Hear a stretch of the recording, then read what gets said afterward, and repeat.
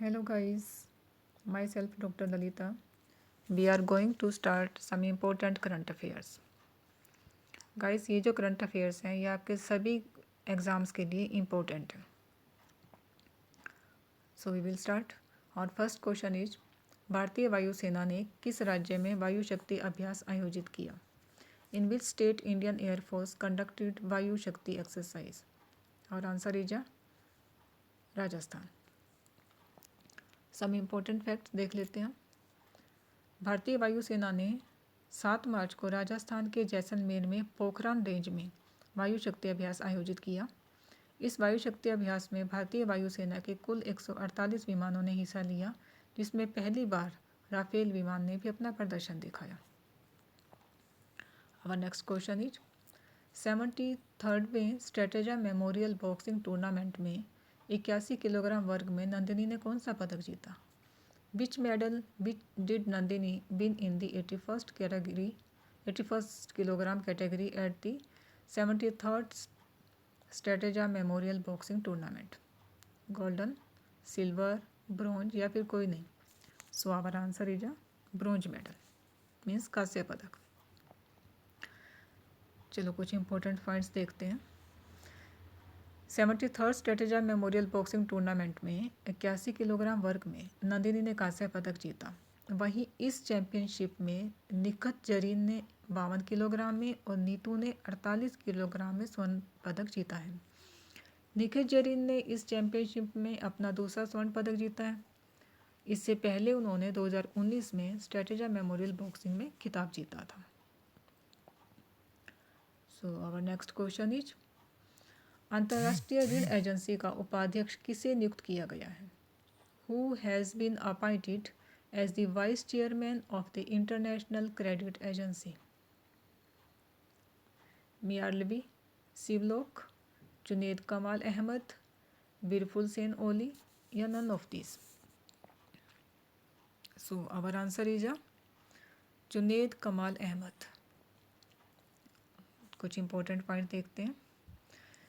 विश्व बैंक में भारतीय निदेशक जुनेद कमाल अहमद को अंतर्राष्ट्रीय ऋण एजेंसी का उपाध्यक्ष नियुक्त किया गया. वह बहुपक्षीय निवेश गारंटी एजेंसी को अब नेतृत्व करेंगे. अब कुछ इम्पोर्टेंट पॉइंट्स हैं हमारे कि वर्ल्ड कप का मुख्यालय कहाँ स्थित है, जो कि बहुत बार क्वेश्चन में पूछा जाता है. वाशिंगटन डीसी में. और ये क्वेश्चन भी बहुत बार आता है कि वर्ल्ड बैंक का वर्तमान प्रेसिडेंट कौन है? Davis Malpass. इसको याद रखना. और नेक्स्ट है इम्पोर्टेंट कि वर्ल्ड कप की स्थापना कब की गई? 1944 में. ये तीनों इतने इम्पोर्टेंट पॉइंट्स हैं, ये किसी भी पेपर में बार बार पूछे जाते हैं. मुख्यालय कहाँ है? Washington DC. प्रेसिडेंट कौन है? Davis Malpass. और स्थापना कब की गई? 1944 में. चलो नेक्स्ट क्वेश्चन देखते हैं.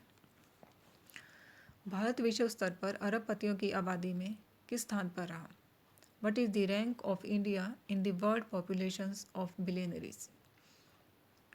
9th, 7th, 3rd या none of these?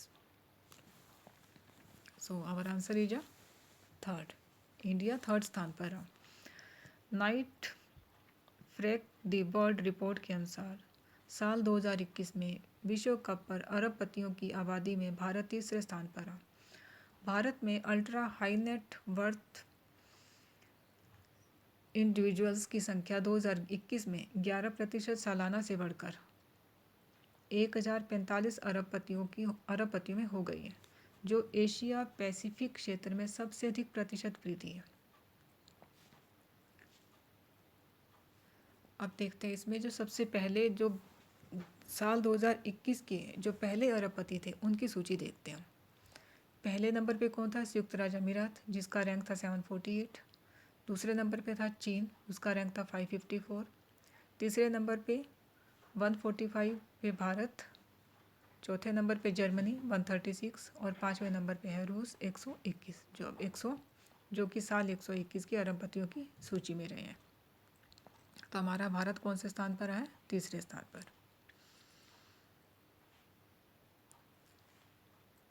Next question देखते हैं. कितने शिक्षकों को राष्ट्रीय ICT पुरस्कार दिए गए? How many teachers were given national ICT award? 21, 49, 32 या 56? So our answer is 49। हमारी शिक्षा राज्य मंत्री श्रीमती अन्नपूर्णा देवी ने देश भर के 49 शिक्षकों को राष्ट्रीय आईसीटी पुरस्कार प्रदान किए। तो जो आईसीटी पुरस्कारों का मुख्य उद्देश्य क्या था? उनका मुख्य उद्देश्य होता है कि स्कूली शिक्षकों के लिए प्रौद्योगिकी के संयोजन द्वारा अपनी कक्षाओं में आईसीटी का व्यापक और महत्वपूर्ण उपयोग करने के लिए प्रेरित करना, ये उनका एक मुख्य उद्देश्य है। Next question is, Yashraj film के नई सीईओ कौन बने हैं? Who become the new CEO of Yashraj film? Akshaye Widhani, Harish Chennai, Vijay Senwal या none of this? So our answer is Akshaye Widhani. कुछ इंपॉर्टेंट पॉइंट देखते हैं। फिल्म निर्माण और वितरण कंपनी यशराज फिल्म्स ने अक्षय विधानी को मुख्य कार्यकारी अधिकारी के पद पर नियुक्त किया है। विधानी वाईआरएस स्टूडियो के वरिष्ठ उपाध्यक्ष, वित्त और व्यापार मामलों और संचालन के प्रमुख रूप से कार्यरत थे। यशराज फिल्म भारत के सबसे बड़े फिल्म प्रोडक्शन हाउस में से एक है, जिसके एमडी और चेयरमैन आदित्य चोपड़ा हैं। उनकी स्थापना कब हुई थी? 1970 में। नेक्स्ट क्वेश्चन इज, किस स्पेस एजेंसी को नोवा के लिए geostationary operational environmental satellite T launch किया? तो कौन सी स्पेस एजेंसी ने लॉन्च किया? Means which space agency launch geostationary operational environmental satellite T for Nova? Our option is JAXA, NASA, Roscosmos या ISRO? So our answer is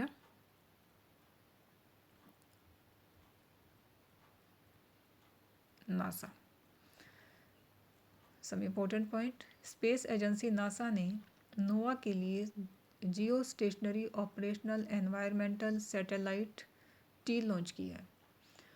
अब देखो, इसका सबसे इम्पोर्टेंट पॉइंट है कि अगर एक बार ये उपकरण अपनी भूस्थिर कक्षा में स्थापित हो जाता है, उसके बाद हम जो इसका नाम बदल के क्या कर देंगे, जियो स्टेशनरी टी की जगह हम 18 कर दिया जाएगा।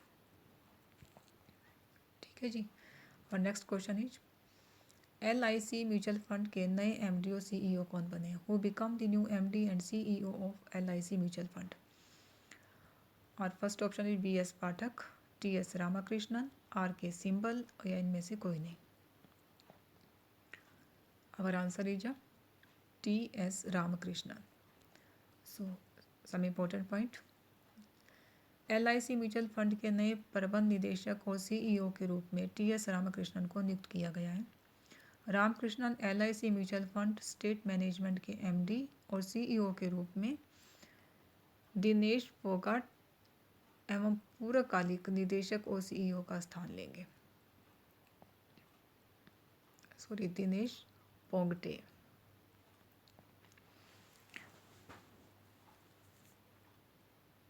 और next question is, 58th senior राष्ट्रीय शतरंज चैंपियनशिप कहाँ आयोजित की गई? Where was the 58th senior national chess championship held? First is Kanpur, Jaipur, Patna या none of this? So our answer is Kanpur.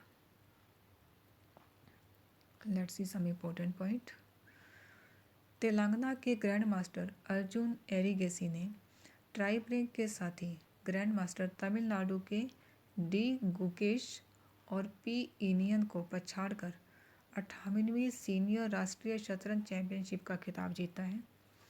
और 58वीं सीनियर राष्ट्रीय शतरंज चैंपियनशिप कानपुर में आयोजित की गई, जिसमें एरिगेसी ने अंतिम दौर में 8.5 अंक हासिल किए।